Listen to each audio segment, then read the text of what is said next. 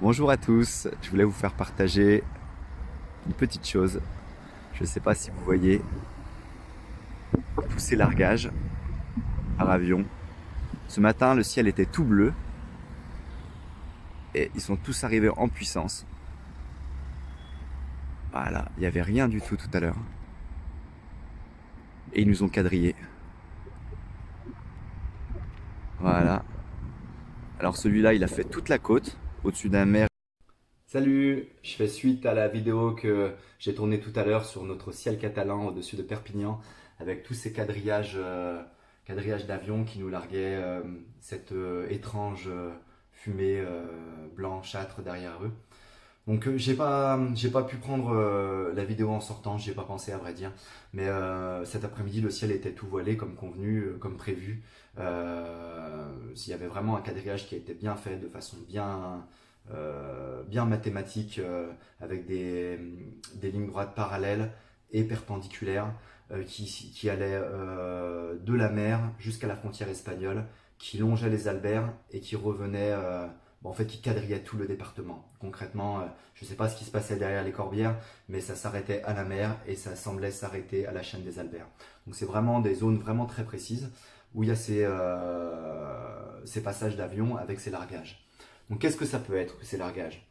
Alors on entend un petit peu de tout sur Internet, mais on peut dire que la grosse majorité des explications, ça serait que c'est pour un dérèglement climatique, un changement climatique de façon pas naturelle, finalement, pour transformer, rattraper le dérèglement climatique, soi-disant, ils font des expériences pour pouvoir revenir à une norme. Parce que, soi-disant, il y a un réchauffement climatique, et ce réchauffement climatique, pour pallier à ça, ils essayent de trouver des solutions. Bon, ce qu'il faut savoir, c'est que derrière tout ça, le réchauffement climatique, s'il existe, il est forcément dû à la pollution et à tout le business à taille mondiale que l'homme a amené. Et c'est forcément de notre faute. Alors maintenant, le fait de faire ces largages, on essaye de nous faire croire que c'est pour rattraper la pollution la pollution ou le réchauffement climatique, alors que finalement c'est encore pour avoir un profit supplémentaire. Parce qu'on a un changement de climat à cause de notre pollution pour avoir du profit, et on fait tous ces largages pour avoir un profit supplémentaire. Je vais expliquer un petit peu la façon dont je vois les choses. Euh, je vais donner un exemple, ça sera plus pratique. Vous connaissez tous Monsanto. Monsanto, c'est un groupe énorme qui est le boss de la culture OGM, notamment des maïs, et qui est multimilliardaire. Et Monsanto, dernièrement, il a racheté Climate Corporation. Alors, c'est un groupe qui s'occupe de tout le climat, la météo, tout ça. Donc, on voit pas trop le rapport entre Monsanto qui fait des maïs OGM et racheter Climate Corporation pour la modique somme de 930 millions de dollars.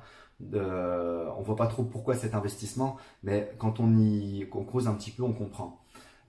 Après avoir racheté ça, quelques mois plus tard, il a créé un nouveau gène qui permettait à ces maïs de résister à l'aluminium. On sait très bien il y a certains maïs qui sont génétiquement modifiés qui résistent au Roundup. On prend du Roundup, on vaporise sur le maïs, le Roundup et sur toutes les herbes qu'il y a autour, tout va mourir sauf le maïs. Donc voilà le but en concret des organismes génétiquement modifiés. C'est simplement pour faire du profit. Ils balancent des pesticides, il y a tout qui meurt sauf le produit en question. Ils modifient la génétique du légume, du fruit, de la plante, peu importe, pour avoir du profit. Mais on ne parle pas du tout de santé dans tout ça, vous en doutez bien. Donc ce maïs génétiquement modifié résistant à l'aluminium est arrivé après justement le rachat de Climate Corporation. Et ce que la science nous montre, c'est que dans tous ces largages, il y a beaucoup de métaux lourds, notamment de l'aluminium. Alors, pourquoi? Vous allez me dire pourquoi ces largages? Quel peut être le but? Eh ben, en fait, notre climat est tellement déréglé, on fait tellement des drainages dans les champs, on a tellement un problème avec l'eau, tellement un problème avec tout ça, qu'on préfère artificiellement aider nos légumes à pousser et changer, modifier le climat pour beaucoup de raisons. Je parle de Monsanto, mais c'est juste une raison, c'est juste un point parmi tout l'engrenage. Et, euh, et donc, ce qui se passe, c'est qu'une journée comme aujourd'hui, qui aurait dû être un ciel tout bleu, finalement s'est voilée au fur et à mesure du temps suite à ces quadrillages. Il faut savoir aussi que Météo France, quand on parle de météo, c'était privé, ça appartenait, c'était privé, ça appartenait à l'État et ça a été racheté maintenant par Météo Group. Je crois que c'est un groupe anglais. Euh, c'est devenu privé, donc les infos ont un petit peu changé. On entend maintenant parler de ciel voilé, par exemple. C'est des expressions.